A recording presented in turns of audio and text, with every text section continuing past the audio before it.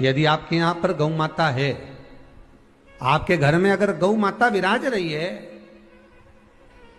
आपके घर में अगर गौ माता है, गाय की अगर आप सेवा कर रहे हैं, अच्छा कितना सुंदर लिखा है धेनु मानस में, गीता प्रेस गोरखपुर की गौ अंक को निकालकर पढ़िए कल्याण का, उसमें लिखा है ब्रह्म मुहूर्त में सुबह के समय पर गाय की पूंछ को पकड़कर या गाय की रस्सी को पकड़कर जो 2 कदम भी चल लेता है, उसके लिए भगवान विष्णु बैकुंठ का मार्ग और कुबेर का मार्ग प्रशस्त कर कर खोल देता। जरा पढ़िए धेनु मानस को पढ़िए, गौ अंक पढ़िए, गीता प्रेस गोरखपुर का कल्याण का अंक निकाल कर पढ़िए कि गाय का मात्र रस्सी पकड़कर 2 कदम चलने वाले के लिए मार्ग प्रशस्त हो जाता। एकादशी के दिन अगर आपका व्रत है तो आप भूलवश भी डब्बे में रखी हुई रोटी गाय को ना देते हुए कुछ थोड़ा सा फल, फलहार, कोई केला, कोई सेब, जो आप खाते हो, अंगूर, पपीता, जो आप ग्रहण कर रहे हो, उसका थोड़ा सा भाग आप गाय को प्रदान करो। आप गाय को दीजिए।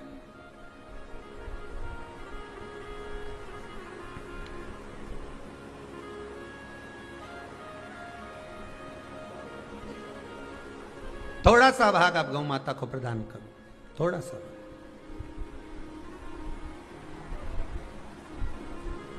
सारे व्रतों में केवल एक व्रत ऐसा होता है एकादशी का, जिसका उद्यापन पहली एकादशी पर भी कर सकते हो।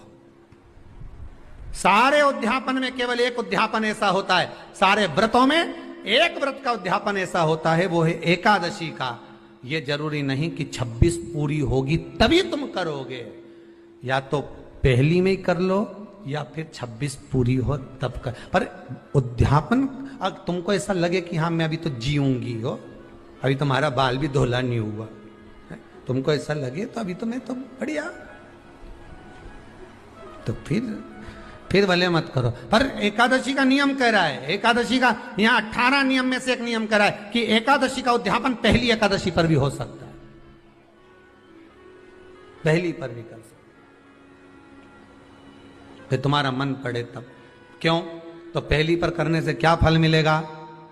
तो एकादशी की नियमावली कहती है, अगर मान लो आपने पहली एकादशी पर भी उद्यापन कर लिया, इसके बाद में जितनी एकादशी करोगे वो सारी तुम्हारे खाते में जुड़ती जाएगी। मतलब बैंक में खाता खोल लो, ठीक है, खाता खोल लिया, अब जितना कमाता जाओगा उसमें डालते जाओ, जितनी कमाई करके लाओगे उसमें जमा करते जाओ। एकादशी एक बार उद्यापन पहले में भी हो गया तो बाकी का पुण्य तुम्हारे खाते में आ जाएगा,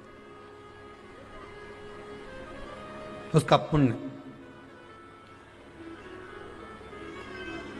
एकादशी का उद्यापन बड़े महीने में माघ शुक्ल एकादशी के दिन, माघ का महीना हो, शुक्ल पक्ष की, जम के बोलिए, एकादशी हो, प्रयास करना कि आप उद्यापन करें, भले 5, 10, 11, 12 जितनी एकादशी हो जाए, 26 हो जाए तो ज़्यादा अच्छी है, नहीं तो आप करें तो माघ महीने की शुक्ल पक्ष की एकादशी के दिन आप उद्यापन करें, प्रयासरत करें, प्रयासरत। बड़े महीने के अंतर्गत जो उद्यापन, हाँ चतुर्मास के अंतर्गत उद्यापन नहीं होता एकादशी का, बहुत ध्यान दीजिए हमारा। ये जो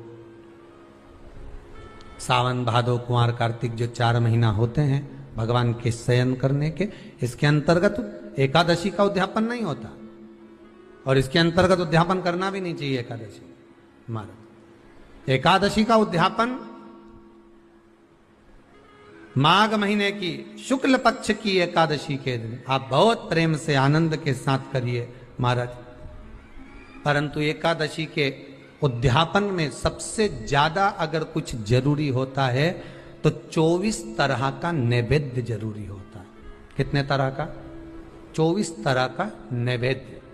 अब आप कहोगे गुरुजी उद्यापन हम कर रहे हैं एकादशी का, तो उसमें तो फलहार का हमें नैवेद्य बनाना चाहिए, तो फिर ये पुराण के अंतर्गत स्कंद पुराण में ये चीज लिखी है कि एकादशी का जब उद्यापन करते हैं तो 24 तरह का नैवेद्य बनाकर सिद्ध करते हैं। 24 तरह का नैवेद्य जान रख लेना, का हलवा बना लो, खीर बना लो, पूड़ी बना लो, सब्जी बना लो, पकोड़ा बना लो, भजिया बना लो, ऐसे 24 तरह का नैवेद्य अलग अलग चाहिए।